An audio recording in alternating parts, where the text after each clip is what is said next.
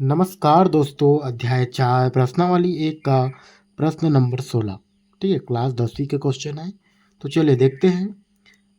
किसी समांतर श्रेणी के चौथे पद और आठवें पद का योग 24 है। ध्यान से सुनिए। किसी समांतर श्रेणी के चौथे पद और आठवें पद का योग 24 है तथा छठे पद और 10वें पद का योग 44 है। इस समांतर श्रेणी के पहले 3 पद ज्ञात कीजिए। मतलब कि हमको समांतर श्रेणी के पहले 3 पद ज्ञात करना है। मतलब कि 1 2 3 ऐसे कर, है ना। तो देखिए, क्वेश्चन में यही पूछा गया है और एकदम सिंपल है ना। तो हम बारी बारी से इसको सॉल्व करते जाते हैं। तो हम लिखेंगे हल।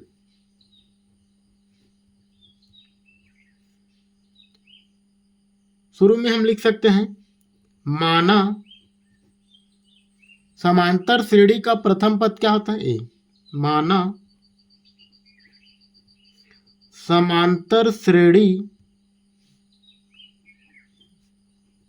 का प्रथम पद को ए माने हैं और सर्वांतर डी है। ठीक है, तो देखिए क्या बोला है। समांतर श्रेणी का चौथा पद और आठवां पद का योग 24 है। ठीक है, तो पहले हम क्या निकाल लेंगे? समांतर श्रेणी के चौथे पद निकाल लेंगे, फिर दूसरा में हम आठवां पद निकालेंगे, फिर दोनों का योग करेंगे। मतलब प्रश्न में जैसा जैसा बोला गया है वैसे करेंगे, है ना। तो जैसे तो हम क्या लिखेंगे? समांतर श्रेणी का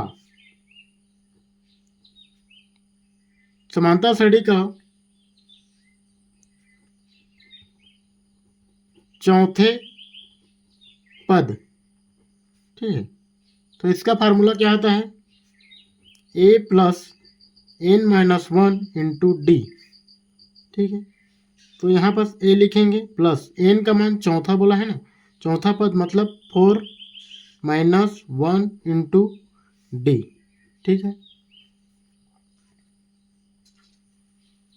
ए प्लस 4 माइनस 1 इंटू डी। ठीक है, अब हो जाएगा ए प्लस 4 में 1 गया 3d। ठीक, अब आगे लिखते हैं।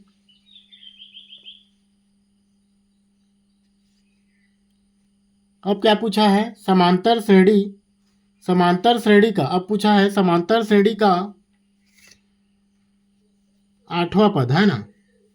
तो यहां लिख देंगे समांतर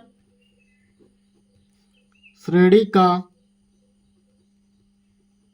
आठवां पद। इसका फार्मूला ए प्लस 8 बोला है तो एन के जगह में 8 लिखेंगे, 8 माइनस 1 इंटू डी।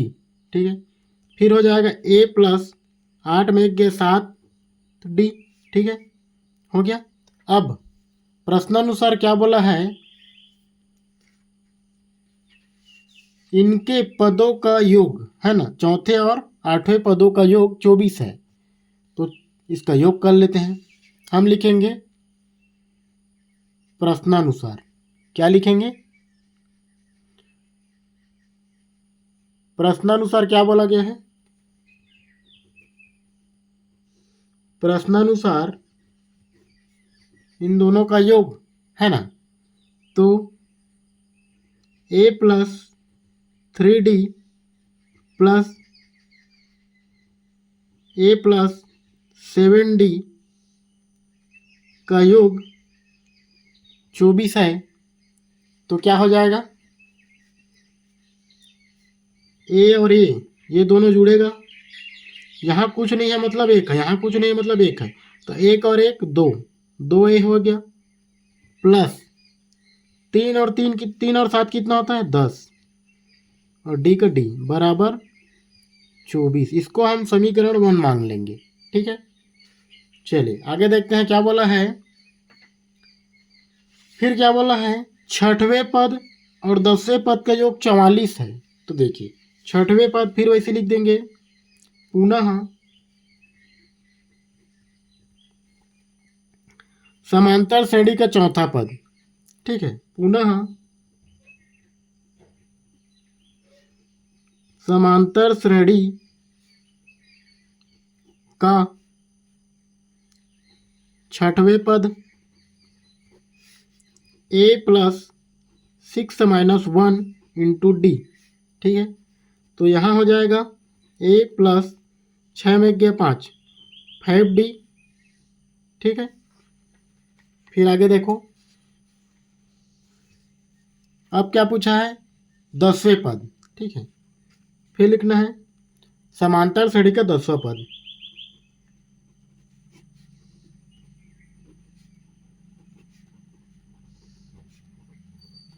समांतर श्रेणी का 10वां पद क्या हो जाएगा, तो समांतर श्रेणी का 10वां पद होता है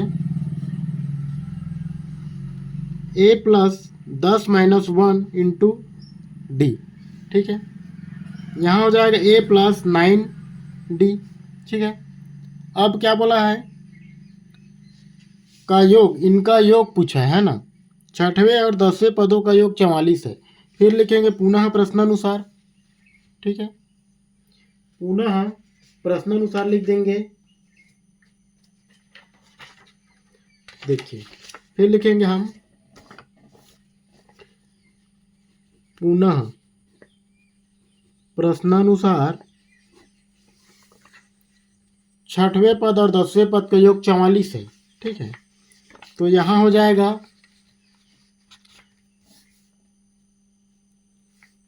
इनका योग क्या है, 44 है, छठवें पद है ना। तो यहाँ कितना दिया है, a plus 5d plus a plus 9d, है ना, a प्लस 9d, इनका योग 44 है। तो इनको योग कर लेंगे तो इनका मान क्या हो जाएगा, यहाँ पास कुछ नहीं थे, एक है, एक एक एक 2a प्लस 5 और 9 14 d बराबर 44, ठीक है। चलिए अब आगे देखते हैं, इसको हम समीकरण 2 मान लेंगे, ठीक है। अब आगे में क्या है, क्वेश्चन बोला है कि समांतर श्रेणी के पहले 3 पद ज्ञात करना है, ठीक है। तो हमें तो 2 चीज़ प्राप्त हो गया है ना, 2 चीज़ क्या हो गया, समीकरण 1 मिला है। समीकरण 1 क्या पूछा है, तो समीकरण 1 है 2a प्लस 10d बराबर 24, और ये मिल गया हमारा 2a प्लस 14d बराबर 44। तो देखिए इन दोनों में ऐसा क्या चीज़ करेंगे जिससे हमारा a का मान और d का मान, देखिए समांतर श्रेणी अगर में ज्ञात कर a और d अगर मान पता चल गया तो हमें आराम से पता चलेगा। तो चलिए आगे इसके लिए हम क्या करेंगे, इसके लिए समीकरण, देखिए ये बड़ा अक्षर है ना, बड़ा अक्षर है ना 44, और 24 छोटा है, इसका समीकरण भी, ठीक है, 24 और 44। तो 44 में 24 मतलब समीकरण 2 में 1 को क्या करेंगे, माइनस करेंगे। समीकरण 2 में समीकरण 1 को घटाने पर, ठीक है, तो इसमें क्या हो जाएगा, 2a प्लस 14d बराबर 44, और इसमें रहेगा 2a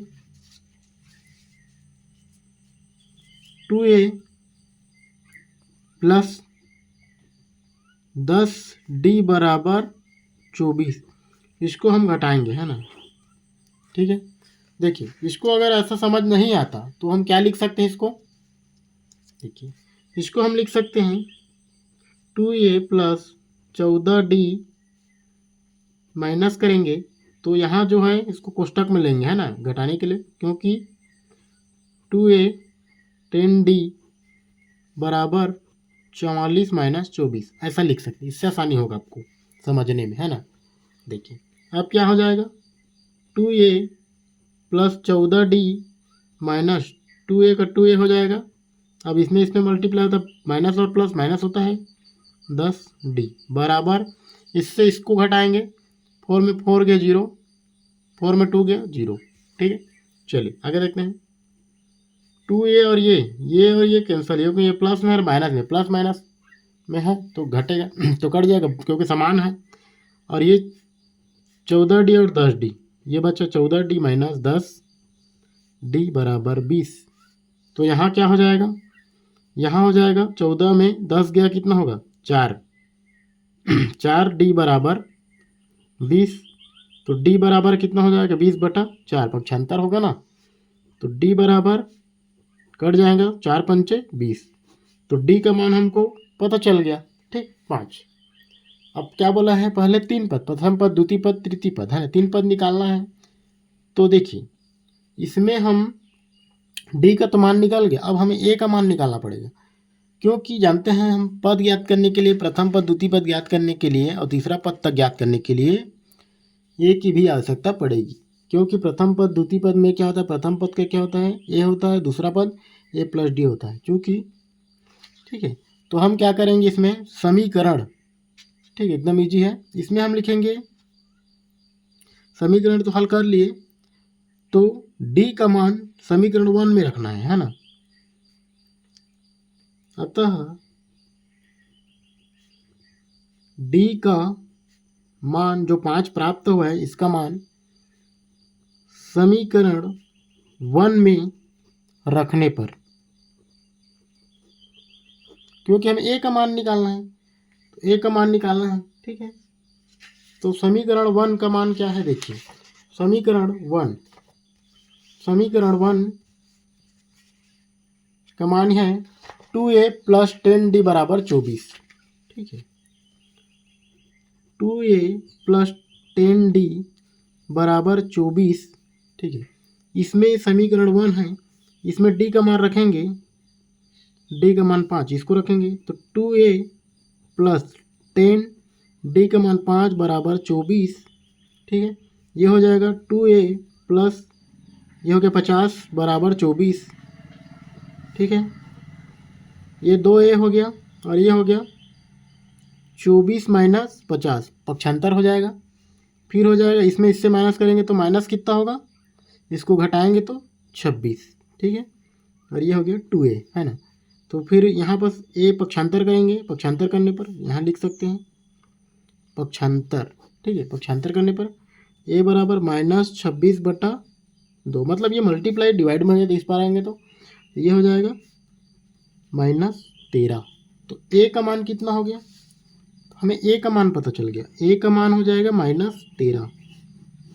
A का मान पता चल गया, D का मान पता चल गया। तो जैसे कि हम जानते हैं प्रथम पद द्वितीय पद तृतीय पद निकालने के लिए तो हमें पहले प्रथम पद ज्ञात करना है। प्रथम पद हमको पता है A का मान कितना है -13, ये हो गया प्रथम पद। अब दूसरा पद निकालना है, तो दूसरा पद होता है A प्लस D, मतलब कि -13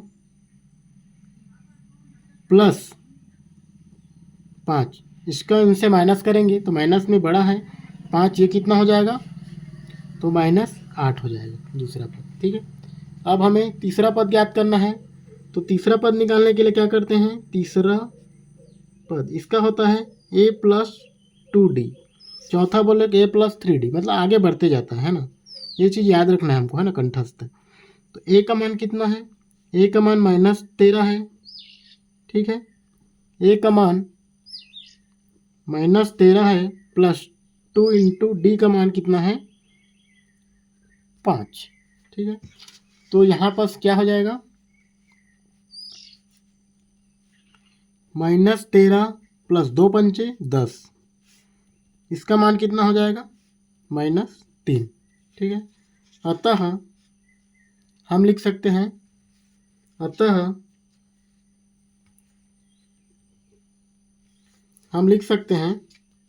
अतः समांतर श्रेणी,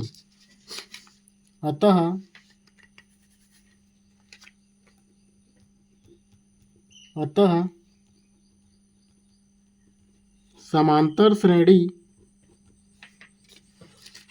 अतः समांतर श्रेणी, एक मिनट है ना,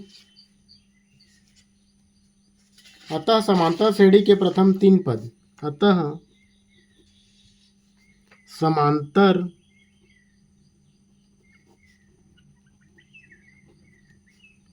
श्रेणी के प्रथम 3 पद, प्रथम 3 पद क्या होंगे? -13, -8 और -3 है।